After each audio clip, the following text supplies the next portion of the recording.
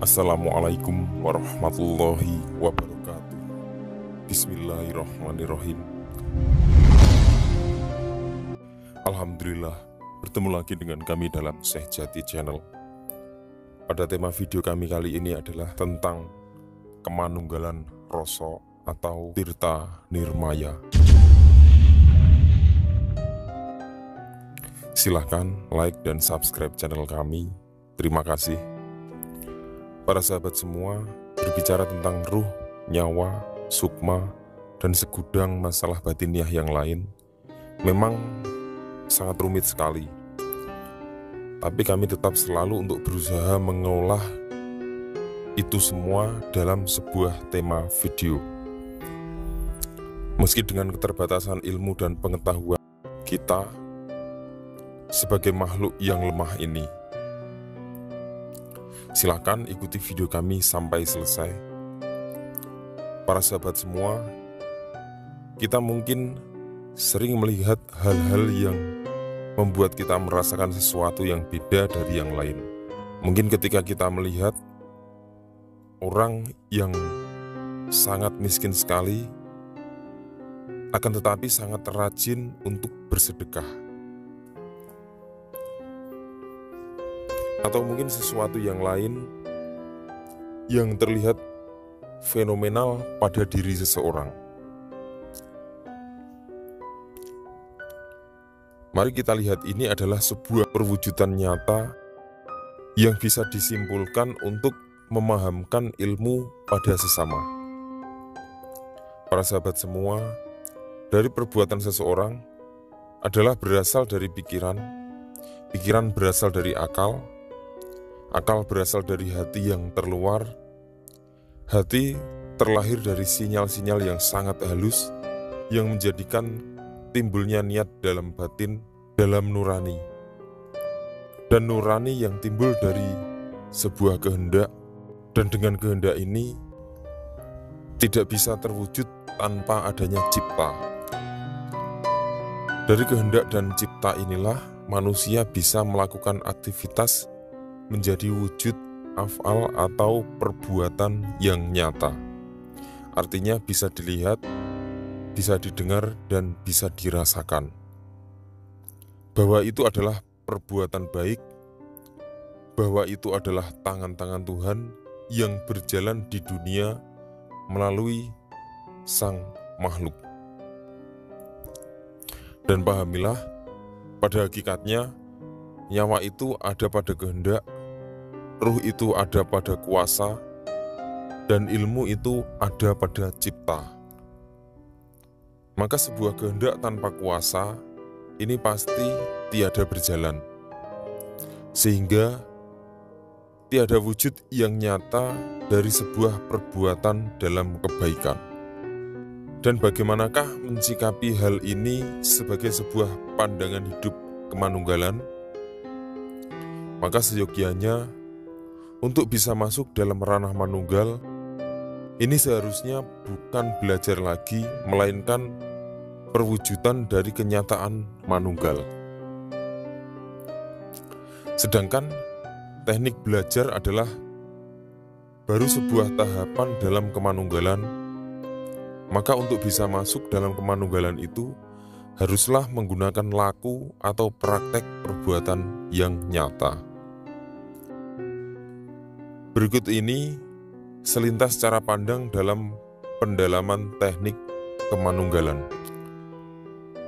Di dalam kehidupan manusia ada beberapa poin yang sangat berpengaruh dalam kesempurnaan wujud. Maka mari kita coba awali dengan menutup 3 esensi awal, yaitu pendengaran, penglihatan, rasa atau rahasia itu sendiri. Ketahuilah bahwa ketiganya itu adalah rasa hidup, atau dalam bahasa Jawa, rasa urip, tanda dari sumber kehidupan atau tirta nirmaya, atau 3 sumber awal dari semua rasa hidup yang menimbulkan sebab perkembangan pada rasa hidup yang lainnya. Jika ketiga rasa hidup itu ditutup, sehingga pendengaran tidak dapat lagi mendengar, baik telinga maupun hati. Penglihatan tidak dapat melihat, baik itu penglihatan lahir maupun penglihatan batin.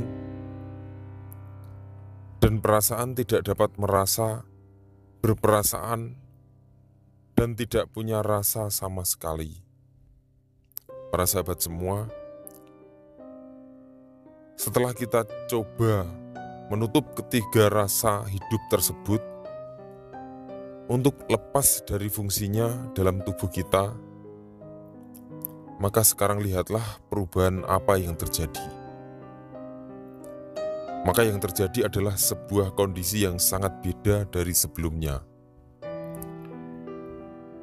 Dan yang ada pada saat itu adalah keadaan tidak ada baik dan tidak ada buruk. Keadaan di mana hilangnya sifat kemakhlukan pada diri manusia. Semua sama dan tiada kondisi yang membedakan keadaan tersebut. Apakah pendengaran, penglihatan, dan rasa itu bisa ditarik kembali? Ternyata bisa. Menarik artinya mengumpulkan sesuatu yang tadinya banyak dan berada di mana-mana untuk menjadi satu kembali. Kemudian setelah itu dimasukkan ke dalam sumbernya. Lalu apakah sumbernya itu? Para pemirsa, ketahuilah bahwa sumber dari segala kehidupan manusia ada pada jantung.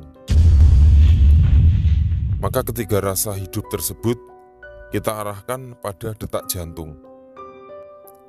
Apakah manusia mampu untuk melakukan sesuatu tanpa detak jantung? Jika tiada lagi detak jantung, apakah ada sumber bau? Apakah ada sumber pendengaran? Dan apakah ada sumber rasa?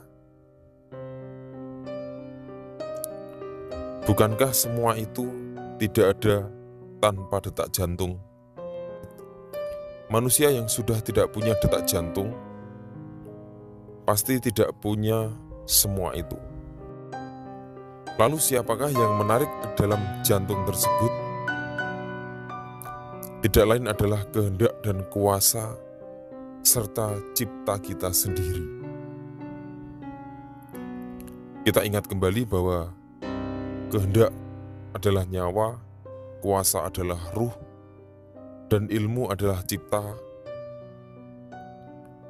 Dengan kuasa dan kehendak yang kita ciptakan, dengan mengembalikan pendengaran, penciuman, dan rasa, maka itu semua akan hilang fungsinya pada tubuh manusia. Sehingga dengan kehilangan fungsi tersebut akan menjadikan ciri kemakhlukan seolah-olah lepas dari pribadi manusia. Setiap kita menghilangkan rasa, pasti yang terwujud adalah Tuhan. Tapi itu masih dalam satu konteks akal atau berakal. Jadi bukan dengan hilangnya akal atau kegilaan. Perwujudan sifat lahiriah Tuhan itu adalah wakil Tuhan secara nyata. Kenapa tidak nampak? Karena dengan ketidaknampakan itulah Tuhan menampakkan sifatnya melewati khalifah. Bukankah jelas difirmankan oleh Allah bahwa khalifah itu bukanlah jin atau malaikat, melainkan manusia? Para sahabat semua, tetapi ini bukanlah selamanya, melainkan hanya sementara pada saat pelatihan saja. Dan setelah selesai berlatih, kita bisa kembali seperti semula, sempurna keadaan manusia seutuhnya. Sama seperti semula, normal keadaan manusia. Karena itu hanyalah sebuah pelatihan saja. Para sahabat semua, dengan ketekunan dan pelatihan, Maka pada saatnya nanti, jika ingin kembali kepada Sang Khalik, kita sudah mengetahui jalan untuk pulang dan mampu untuk kembali ke alam Tuhan. Satukan rasa, apa yang dirasakan dan terasa itu di dalam detak jantung. Satukan pendengaran, apa yang didengar ada di dalam detak jantung. Satukan penciuman, apa yang dicium semua ada di dalam detak jantung. Menggulung, melipat, karena segala sesuatu yang sudah tidak terpakai pasti bisa dilipat dan digulung serta disimpan pada tempat semula. Apakah ini artinya sudah tidak mendengar, tidak melihat, tidak merasa? Apakah seperti itu sudah digulung? Iya. Lalu dijadikan satu di dalam detak jantung. Maka kemudian di dalam detak jantung nanti yang akan memproses ke dalam adalah ruh kita sendiri. Dan proses ini akan menjadi cepat atau lambat tergantung dari iman kita dalam kehidupan kita sehari-hari. Setelah di alam ruh itu nanti, barulah terjadi pertemuan antara yang satu dengan kita sebagai hamba. Bagaimanakah wujudnya? Mohon jangan kita bahas untuk yang satu ini, karena ruh itu sendiri sangat sulit untuk diketahui. Dan ruh itu sendiri sudah dalam urusan Allah SWT.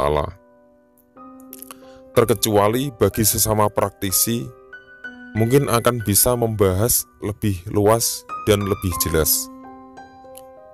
Jika bernafas itu di jantung, mendengar itu di dalam jantung, rasa tubuh juga di dalam jantung, dan semua keadaan di jantung, sampai hanya detak jantungmu saja yang ada. Selain detak jantung tidak ada, karena tadinya ditarik jadi satu keadaan dan digulung. Setiap kita menghilangkan rasa, pasti yang terwujud adalah Tuhan. Maka perlu kita ketahui bahwa di dunia spiritual ini ada 4 jenis zikir suci. Yang pertama adalah zikir nafas. Yang kedua zikir denyut nadi. Yang ketiga zikir aliran darah. Dan yang keempat adalah zikir detak jantung. Maka dengan merasakan aliran nafas, merasakan denyut nadi, merasakan aliran darah, dan yang terakhir adalah merasakan detak jantung, lalu dengan cipta, rasa, dan kehendak satu dalam kemanunggalan, maka insya Allah akan bangkitlah ilmu yang ada dalam diri setiap manusia, serta rahasia-rahasia ketuhanan dapat dipahaminya. Allahu a'lam bishawab. Wassalamualaikum warahmatullahi wabarakatuh.